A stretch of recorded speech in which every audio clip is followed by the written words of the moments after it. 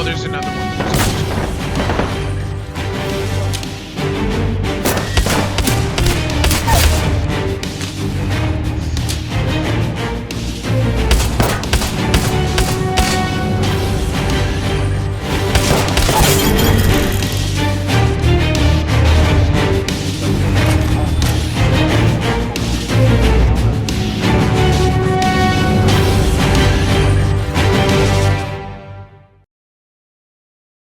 It's here, guys. We got wind of it last Friday, and today, as expected, Respawn Entertainment delivered with Apex Legends. I'm going to give you a complete rundown of what exactly this Battle Royale is, but to start, for those that haven't made it in-game, this gives you the perfect rundown.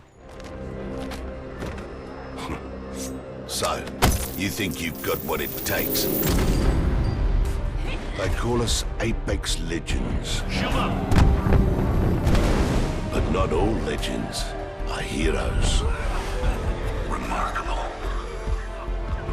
Each fight for their own reasons. I knew your every move. Shoot her ready. From the ashes of war, legends are born. They're icons of strength and power. Time to win. Outside the ring, Thank you. they're champions. You guys miss me? Inside, they're equals. But the goal remains the same. We drop. Become an Apex legend. Fight strong. They say it's a sport of survival. First blood. You ask me, it's simple, eh? They kill you, they're better. You kill them, you're better. This is it, folks. The dawn of the Hero Battle Royale era. Yes, Realm Royale and Planetside Arena have dabbled there, doing class-based Battle Royales, but this one is the full enchilada. It goes full-on hero-based Battle Royale gameplay, with abilities and ultimates. And man, I gotta say, this one stands out from the crowd in so many ways. Let's start at the beginning, shall we? Welcome to Apex Legends. When you first jump in, you are required to complete one tutorial. It is extremely well done, straight to the point, and immersive. After it's complete, you will know everything you need to know to be functional on the fields of Apex Legends. After your training is complete, you are ready to hit the arena. Currently, there is only one type of match, that is teams of 3 with 20 teams on the map. Matches come up very quickly, and you begin the round by drafting your team. You cannot have duplicate heroes. There are 8 heroes released, 6 of them you start with for free, 2 you can unlock in the future. As we enter this hero battle royale genre, there's a lot that's reminiscent of Overwatch. Drafting your teams is done in order. Each person gets about 6 seconds to pick. The person that did the best in the last round is sort of drafted as the team leader, and they also have to pick last. Once the draft is complete, you load into the dropship. I'm the jump master. I won't let you down, except by falling. Whoever is picked as the leader is the jump master, and by default, your other 2 teammates will drop when you do and follow you down. Hold your breath. If you have a respiratory system. This game nails it on quippy remarks between all the characters as well. So once you hit drop, you have a lot of mobility on this map. You'll have no problem getting to any place you want to go. Now, since it's teams only, this game did something really well. That is nonverbal communication. It encourages the squads to stay together on the drop and after, with reminders if you're getting too far apart. And it makes huge use of the ping feature. You can ping where gear is if you find good gear that you don't need. You can ping the direction you're going. You can ping where you see enemies. While there are in-game comms, and those are good to use, and there is text chat, you can work together as a team very effectively without actually speaking. This game continues to put a huge emphasis on teamwork, starting with how revives are handled. When you go down, as long as you have looted one, you have a shield you can protect yourself with while you're crawling around on the ground, until your allies can come get you up. Now, the enemies can kill you, or you can bleed out so that you're not revivable. But even when that happens, it's not the end of the game for your squad. As long as you swing by and grab their card off of their crate, You can run to these little green terminals on the map, and those will call in a dropship where you can drop your dead friendlies back in with you. They do come back with 0 gear, so you gotta find a way to gear them up quick. But it means that if you lose a buddy in a firefight, but you ultimately win that fight, he's not stuck waiting around 15 minutes for the match to end. You can get him back into it. Once you've landed, you run around and start looting. That is pretty typical fare. I gotta say, they do inventory really well on this one. Whenever you hover over something, it explains what each click does. If you change a weapon out, as long as the attachments work with the weapon you're picking up, they automatically transfer over. There are very simple wheels to handle your heal items and your grenade items. Just overall, it works really seamlessly. It's extremely intuitive. I can tell it's designed so it's going to work on console well, but they didn't stop there. They still made sure that your left click and right click all make a lot of sense when you're using a mouse and keyboard. And even though it will take a little getting used to just because it's a new system, once you figure it out, I think you'll find you'll like it a lot. After you're geared up, you can start moving towards the circle. There are no vehicles in this game, but it's very easy to get around. There are lots of zip lines to move around the map. You can press crouch to slide when you're going downhill. That'll get you moving fast.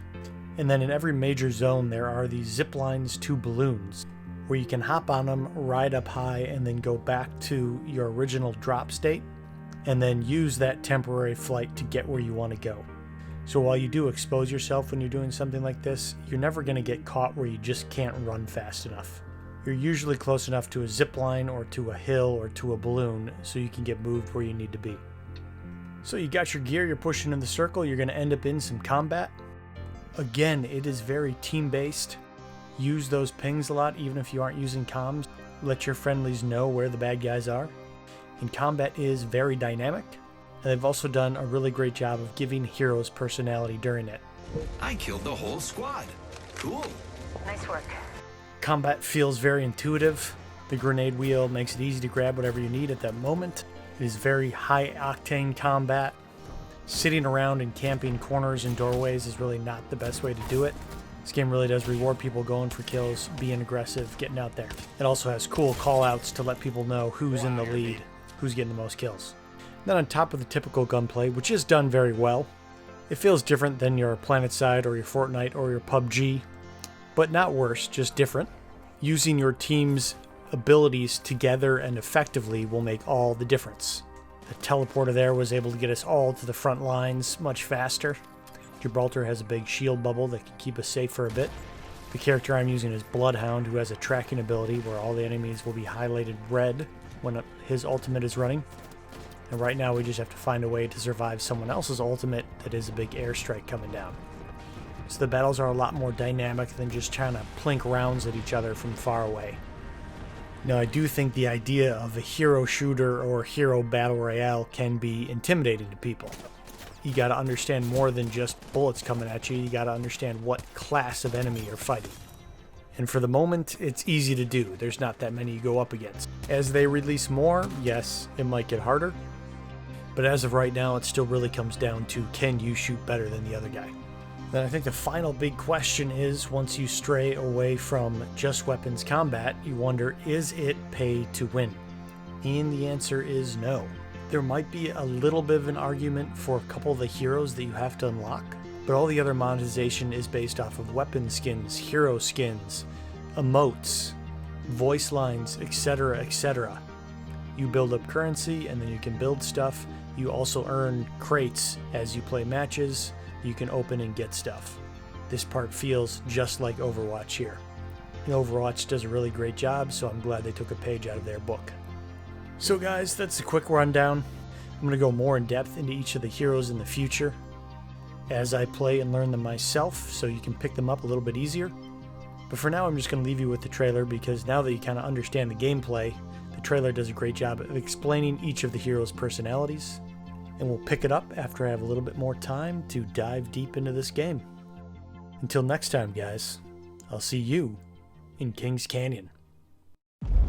Liberation from the IMC brought chaos to the Outlands, and the revival of an old blood sport. Some legends fight for fortune, others answers. But we shall all be forged in the glorious realm. Mirage, quiet. Path, are we clear? This is my favorite part. Exciting. Jackpot! Don't mind if I do. Back off. But guys, I'm a legend in this thing. Legends don't choke under pressure. Death is inevitable. It's calling you.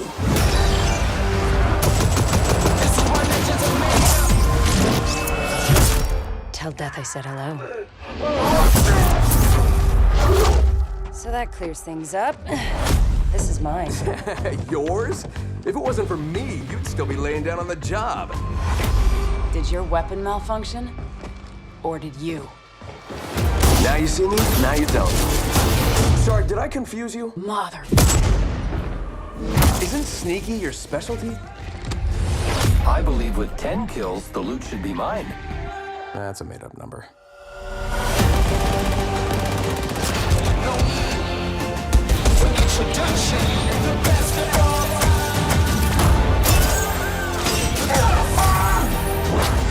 Game over. Thanks for playing. High five? Right, so I think we're all in agreement that I'm the one Where who... you are, you've been spotted. Grenade.